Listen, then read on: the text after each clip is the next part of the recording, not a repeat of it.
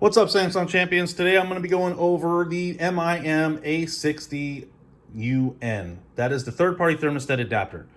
The third-party thermostat adapter is typically going to be sold with a multi-position air handler. It can be also used on a high wall system, four-way cassette, ducted S, or slim duct systems.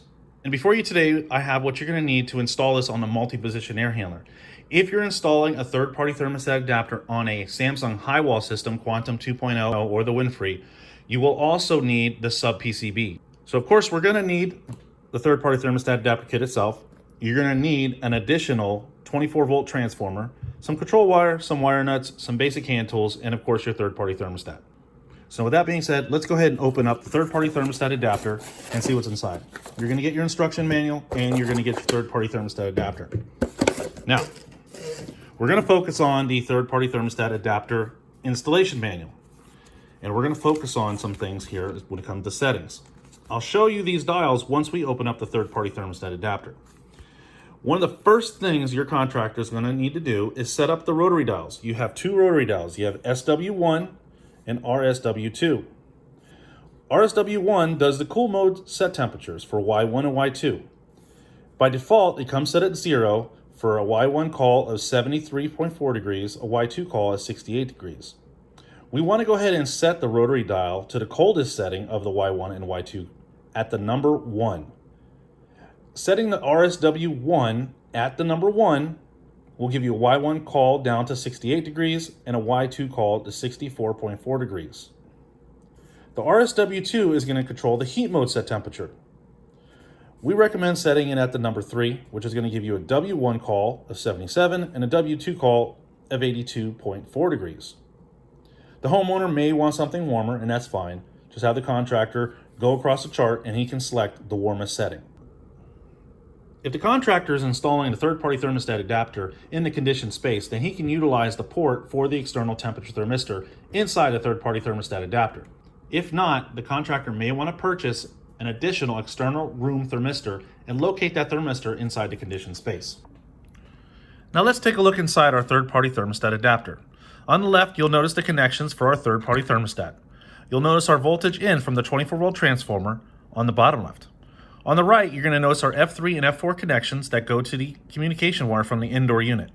Then in addition to that, we have the ability to wire in additional accessories.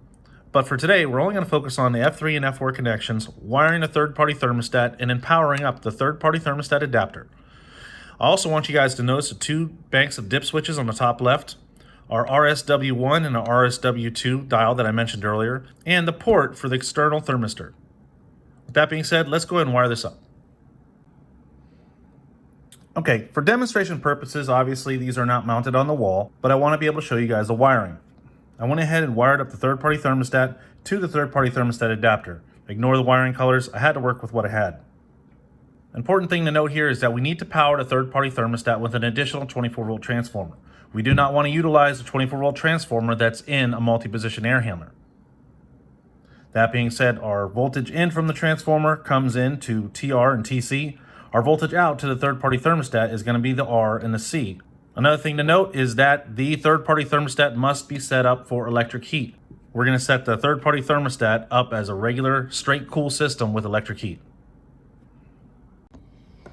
All right, we went ahead and powered on our system. I went through all the settings of the third-party thermostat and set it up to a straight cool system utilizing electric heat.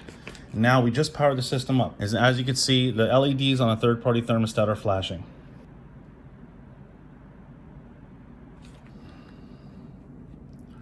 After a few minutes, the flashing will stop, and then you'll notice that we have the green LED all the way to the right that is on. That is normal operations. So now we can go ahead and take our third-party thermostat and turn the system on. Set it to cool. It's holding at 69. We'll put it at 70. There's approximately 3-minute time delay on the Samsung system, as well as the built-in time delay on the third-party thermostat. And there you have it. If you guys have any questions, concerns, or comments, please put them in the comment below or contact me directly. And if you have any suggestions for upcoming videos, like I mentioned before, please go ahead and contact me, shoot me an email, or reply in the comments below as well.